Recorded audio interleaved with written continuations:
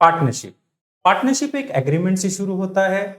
कुछ लोग कुछ बातों पर एग्री होते हैं, कुछ टर्म एंड कंडीशन पर एग्री होते हैं, बिजनेस में पैसा लगाते हैं और उस बिजनेस से होने वाले प्रॉफिट को शेयर करते हैं। ये एग्रीमेंट जो पार्टनर्स के बीच बना है, ये कैसा होना चाहिए? क्या ये रिटन होना चाहिए या ये ओरल होना चाहिए? कानून की निगाह में दोनों ही एग्रीमेंट वैलिड है। डिपेंड करता है कि आप जुबान के पक्के कितने हैं। जुबान के पक्के होने का मतलब क्या? फ्यूचर में जब आप पर कोई परेशानी आएगी या फिर आप अपने आप को मुश्किल में घिरा देखेंगे, तो क्या आप अपनी बात से मुकर तो नहीं जाएंगे? क्या अपनी बातों से पलट तो नहीं जाएंगे? जैसे ही मिस रिप्रेजेंटेशन होगा इस ओरल एग्रीमेंट का, आप डिसएग्री हो जाएंगे। जहां पर डिसएग्रीमेंट होता है वहां पार्टनरशिप नहीं हो सकती। ऐसे में जो पार्टनरशिप एग्रीमेंट है, क्या ओरल होना चाहिए या रिटन होना चाहिए? वैलिड दोनों हैं, बट जैसे कि मैं बता चुका हूं, आप जुबान के पक्के कितने हैं। इस बात को पक्का करने के लिए हम नॉर्मली रिटन एग्रीमेंट करते हैं, बट कानून की निगाह से दोनों ही प्रकार के एग्रीमेंट वैलिड माने जाते हैं और इस रिटन एग्रीमेंट को ही हम पार्टनरशिप डीड या आर्टिकल ऑफ पार्टनरशिप कहते हैं। वैसे तो देखा जाए पार्टनरशिप टू पार्टनरशिप अलग अलग चीजें हैं, अलग अलग बातें हैं जो इंपॉर्टेंट है, बट फिर भी हर पार्टनरशिप में कुछ ऐसी बातें हैं जो होनी ही चाहिए। तो सबसे पहले हमारे पास name and address of the firm. Firm का नेम ऐसा नहीं होना चाहिए जो किसी दूसरी फर्म जैसा सुनाई और दिखाई दे, जैसे नोकिया, नोसिया, ऐसा नहीं होना चाहिए। दूसरा, फर्म का नाम ऐसा भी नहीं होना चाहिए जो गवर्नमेंट को रिप्रेजेंट करे, जैसे crown, imperial, state, king, queen, empire, empress, parliament, ऐसा वर्ड नहीं होना चाहिए। यानी ऐसा नहीं होना चाहिए जो सरकार को रिप्रेजेंट करता हो, या फिर ऐसा भी नहीं होना चाहिए जो दूसरी फर्म जैसा रिजेंबल करता हो। तो ये था हमारे पास name and address of the firm. उसके बाद हमारे पास है name and address of the partners. Partnership firm में कौन कौन पार्टनर हैं और उनके क्या एड्रेस है, ये पार्टनरशिप डीड में मेंशन होना चाहिए। मींस वो एड्रेस उस पार्टनर्स की आइडेंटिटी को रिप्रेजेंट करते हैं। इसके बाद है ड्यूरेशन ऑफ पार्टनरशिप।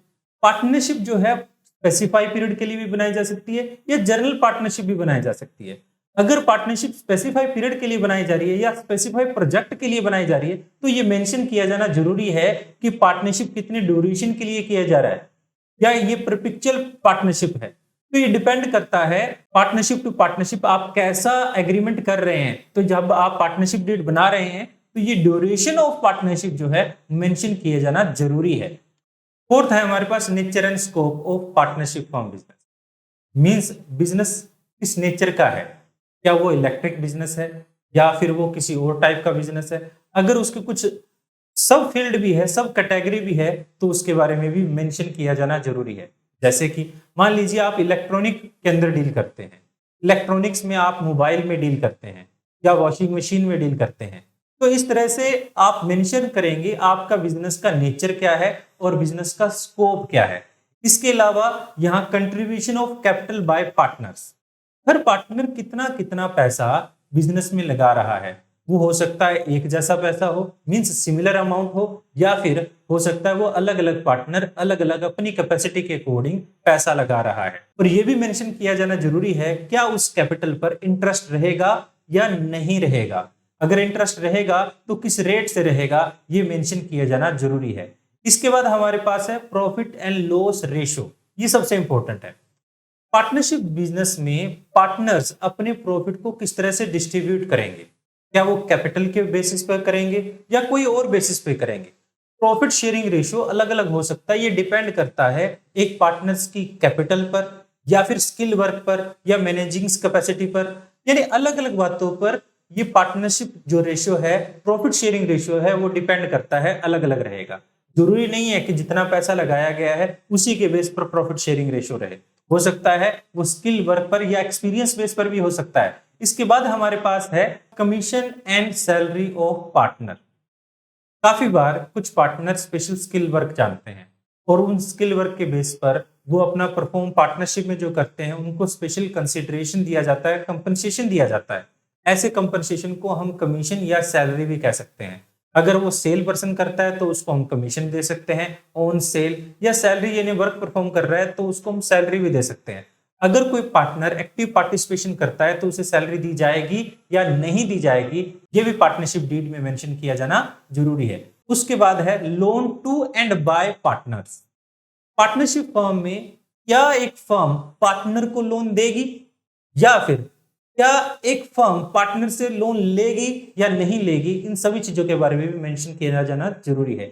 अगर लोन देगी तो कितना इंटरेस्ट रेट रहेगा, अगर लोन लेगी तो कितना इंटरेस्ट रेट रहेगा, यह भी मेंशन किया जाना जरूरी है। क्योंकि लोन एग्रीमेंट जो है वो पार्टनरशिप डीड में इंपॉर्टेंस रखता है। In the absence of partnership deed, partner से लोन लिया जाए अगर फर्म के द्वारा तो उस पर 6% इंटरेस्ट दिया जाना जरूरी है। बट अगर पार्टनर लोन लेता है तो उस पर कितना इंटरेस्ट रहेगा, अगर कोई लोन एग्रीमेंट ना हो तो उस पर कोई इंटरेस्ट नहीं रहेगा।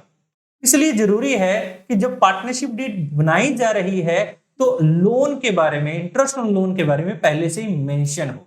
इसके बाद है हमारे पास drawing and interest on it. इस पार्टनर जो है टाइम टू टाइम अपने पर्सनल यूज करने के लिए बिजनेस से पैसा निकाल सकते हैं।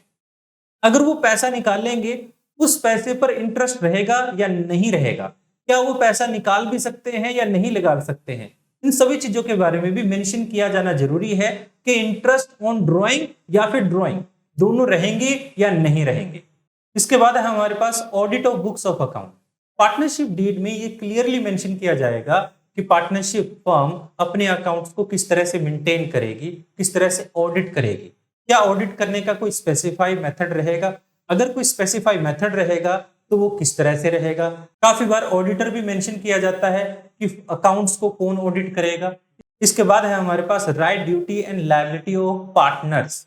वैसे तो देखा जाए एक पार्टनर का राइट है कि वो बिजनेस में पार्टिसिपेशन कर सकता है, क्योंकि आप जानते हो पार्टनरशिप फर्म एक एग्रीमेंट से बनती है, तो उस एग्रीमेंट के अकॉर्डिंग एक पार्टनर की राइट क्या रहेंगे, ड्यूटी क्या रहेंगे और रिस्पॉन्सिबिलिटी क्या रहेगी, वो अलग अलग हो सकते हैं। उस पार्टनरशिप डीड में मेंशन किया जाएगा कि कौन पार्टनर क्या क्या परफॉर्म कर सकता है, क्या क्या परफॉर्म नहीं कर सकता। इस तरह से एक पार्टनर की राइट, ड्यूटी, लायबिलिटीज और लिमिट्स सभी चीजें पार्टनरशिप डीड में मेंशन किया जाना जरूरी है।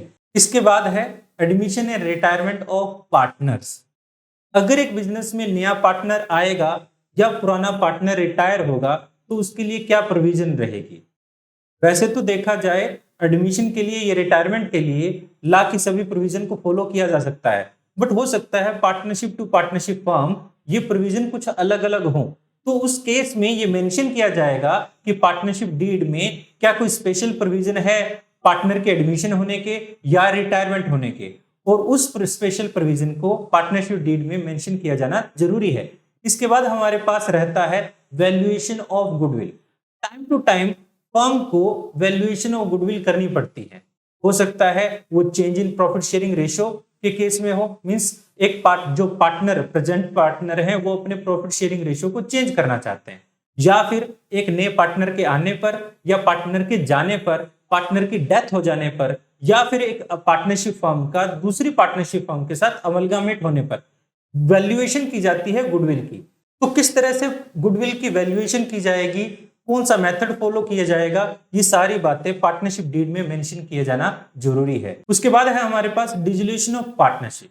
आप याद रखिएगा dissolution of partnership firm and dissolution of partnership दो अलग अलग बातें हैं। जब हम डिसोल्यूशन ऑफ पार्टनरशिप फर्म की बात करते हैं इसका मतलब यह है पार्टनरशिप फर्म खत्म हो चुकी है, बंद हो चुकी है, और उसके साथ साथ पार्टनरशिप भी खत्म हो जाएगी। डिसोल्यूशन ऑफ पार्टनरशिप का मतलब है कि पार्टनरशिप खत्म हो गई है, पार्टनरशिप फर्म अभी भी चल रही है। जब डिसोल्यूशन ऑफ पार्टनरशिप होता है तो पार्टनर्स हो सकता है नए पार्टनर के साथ, जो पुराने पार्टनर है वो किसी नए पार्टनर के साथ पार्टनरशिप एग्रीमेंट दोबारा से बनाते हैं। ऐसे में एक एग्रीमेंट खत्म हो जाता है और नया एग्रीमेंट बन जाता है। जब एक एग्रीमेंट खत्म होता है उस एग्रीमेंट को खत्म होने को प्रोसेस को ही हम कहते हैं डिसोल्यूशन ऑफ पार्टनरशिप, और एक नया एग्रीमेंट बनता है, इसे कहते हैं रिकॉन्स्टिट्यूशन ऑफ पार्टनरशिप। तो इस तरह से डिसोल्यूशन ऑफ पार्टनरशिप होगा किस सर्कमस्टांसेस में पार्टनरशिप जो है वो खत्म हो जाएगी, फर्म नहीं, पार्टनरशिप कैसे खत्म हो जाएगी इसके बारे में भी मेंशन किए जाना जरूरी है। इसके बाद है death of a partner and his succession. अगर एक पार्टनर की डेथ हो जाती है, जितना भी पैसा उस पार्टनर के कैपिटल अकाउंट में है या फिर उस साल के एंड तक ड्यू होता है, वो सारा पैसा डिसीज पार्टनर के सक्सेसर को, लीगल रिप्रेजेंटेटिव को दिया जाएगा। अगर फर्म उस पैसे को यूज करती है तो उस पर किस तरह से इंटरेस्ट पे करेगी और उस पैसे को या इंस्टॉलमेंट में दिया जाएगा या लमसम अमाउंट पे की जाएगी, और इंटरेस्ट अगर देती है फर्म उस पर कितना इंटरेस्ट दिया जाएगा, ये सब बातें पार्टनरशिप डीड में मेंशन किया जाना जरूरी है। उसके बाद वॉयलेशन ऑफ पार्टनरशिप रूल। अगर एक पार्टनर पार्टनरशिप रूल्स को वॉयलेट कर देता है, पार्टनरशिप रूल को तोड़ देता है, तो उस केस में उस पार्टनर के खिलाफ क्या एक्शन लिया जाएगा, ये भी पार्टनरशिप डीड में मेंशन किया जाना जरूरी है। और आखिर में हम करते हैं आर्बिट्रेशन क्लास। अगर दो पार्टनर के बीच में डिसएग्रीमेंट हो जाता है, डिस्प्यूट हो जाता है, झगड़ा हो जाता है, तो झगड़े को किस तरह से निपटाया जाएगा, क्या कोर्ट जाया जाएगा या फिर कोई और प्रोविजन को फॉलो किया जाएगा। अगर आर्बिटर को अपॉइंट किया जाता है तो उसकी पावर्स क्या रहेंगी और उसकी ड्यूटीज क्या रहेंगी, ये भी मेंशन किया जाना जरूरी है। पार्टनरशिप डीड एक इंपॉर्टेंट डॉक्यूमेंट है, अगर ये ना बनाएं तो आपके झगड़े होना तय है, क्योंकि पार्टनरशिप डीड में कंडीशंस होती हैं। पार्टनर्स किस कंडीशन को फॉलो करेंगे, किस कंडीशन को फॉलो नहीं करेंगे, ये पार्टनरशिप डीड में ही मेंशन किया जाता है। एक कहावत है, जितने भी झगड़े हों बिजनेस शुरू करने से पहले होना चाहिए। मीन्स कहने का मतलब है कि आप अगर पार्टनरशिप फर्म बनाते हैं, पार्टनरशिप करते हैं, तो उसकी टर्म एंड कंडीशन को पहले क्लियर करें, बाद में नहीं। तो इस तरह से पार्टनरशिप बिजनेस शुरू करने से पहले ही पार्टनरशिप डीड का बनाया जाना जरूरी है। आई होप ये क्लास आपको अच्छी लगी होगी। फिर मिलते हैं किसी और क्लास में। Thank you for watching.